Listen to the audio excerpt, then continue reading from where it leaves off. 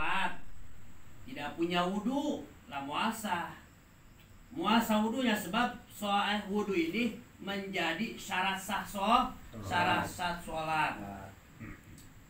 Makanya dari sebahagian kalau misalkan orang nih, ciri-cirinya orang paham dalam agama, lihat-lihat bab sholatnya. Kalau misalkan sholatnya udah beres, berarti itu ciri orang paham dalam agama. Dan sebelum kita lihat sholatnya, lihat dulu masalah wudhunya. Jadi wudhu itu ada ilmunya. Nanti kan ada rukun, ada fardu. Fardu wudhu itu ada 6. Fardu wudhu ada 6. Bagian ke niat.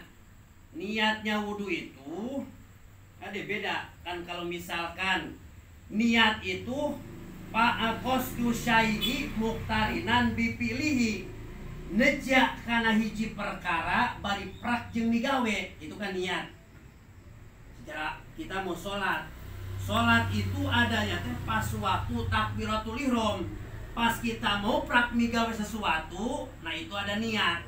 Nah kecuali masalah wudhu mah enggak, kan pertama dia pas sunatan lu teh pecok dulu, itu mah sunat. Nah niat mah nanti pas ngebasuh muka, pas ngebasuh jus daripada muka di mana aja, itu sebahagian niatnya di dalam wudhu. Kalau masalah niat mah awas, niat itu pegawaian hati. Jadi niat itu bukan ngomong hati seperti gini. Kalau usolli fardol maghribi salasa rokaatin. Nah pas waktu Allahu Akbar, bukan begini. Saya niat, diomongin dalam hati teh, saya niat sholat maghrib 3 rakaat fardu karena Allah. Nanti sokan was-was dalam takbiratul ihram teh Allah. Nah berarti kalau misalkan ngambangin ini tangan pas waktu takbiratul ihram, itu mah bukan niat namanya itu mah ngomong hati. Jadi kalau niat itu qasdu syai'i, neja, jadi meleng hati. Contoh kita mau makannya kita misalkan tujuan kita mau makan teh biar apa? Biar kuat kerja. Kapan pas kita udah ada nasi di depan, niat bismillahirrahmanirrahim, langsung niat teh biar kuat kerja. Kayak gitu gak gini, bismillahirrahmanirrahim pas mau nyuap teh, saya niat makan biar kuat nanti kerja, enggak. Nah masalah niat dalam ibadah juga sama. Jadi dipelang aja. Mana? Satu, kalau sholat nih, satu ta'yin itu seperti usolli. Kalau usolli berarti qasdu. Satu qasdu, sejak sholat. Mana? Usolli. Yang kedua harus ta'yin, tentu sholatnya kalau dohor, sholat dohor.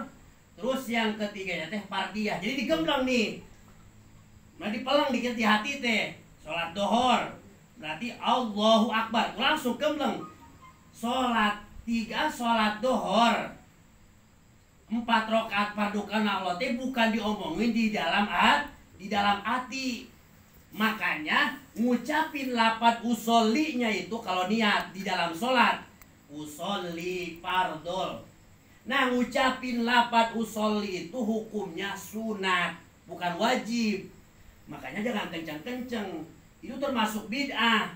Kalau misalkan orang mau sholat baca usollinya teh sampai kedengeran terlalu kenceng, itu hukumnya bid'ah. Sebab apa? Memang masalah niat itu sunat. Bahkan di zaman itu nggak ada, langsung datang-datang ke musola Allahu Akbar, nggak ada kata-kata lapat usolli. Cuman karena hati kita banyak melaweng hati kita mah, makanya ditolongin tuh. Maksudnya liyu'awinul lisan alal qalbi, biar nolongin di lidah itu kena hati. Makanya sunat ngucapin lapat usolli, sunat. Usolli far itu mah sunat. Nah sama kalau wudhu juga beda-beda niat wudhu ya. Ada yang nawaitu raf'al hadasil asghar panjang teuing. Atau gini nawaitu fardol wudhu lillahi ta'ala. Sejak saya niat wudhu fardu karena Allah. Yang jangan diucapin kita tadi ge. Jadi contoh gini Ki, kalau misalkan orang was-was teh ragu-ragu takbiratul ihram teh dapat apa kagak nih niat. Udah ingetin kata-kata siapa? Kata Imam Ghazali, kullu azmin nawa. Setiap-tiap pengajaman karena sesuatu hiji perkara itu termasuk niat. Contoh, kita pergi dari rumah mau ke masjid atau ke musola, tujuan mau apa? Kalau misalkan waktu maghrib nih, tujuan mau sholat, udah datang ke musola, Allahu Akbar, udah cukup gitu ge. Maksudnya ngejaga takut was-was, ragu-ragu dalam takbiratul ihram. Emang kebanyakan kan Allah, iya, gak dapat balik lagi gitu. Jadi maksudnya diomongin dalam hati itu mah, balik gini, kelamaan saya niat sholat maghrib padu Allah makanya lama. Itu makanya ada sebagian kaul kullu ajmin nawa. Jadi tiap-tiap pengajaman karena sesuatu itu termasuk niat. Kita pergi dari rumah ke musola, tujuan mau sholat, udah datang Allahu Akbar. Itu termasuk niat. Beda sama ngajam kan. Kalau niat mah tadi tiga qasdu syai'i, jadi nejak kana hiji perkara bari prak langsung digawe. Mana kalau kita sejak kana hiji perkara tapi teu langsung, itu namanya ngajam. Kita niat mau apa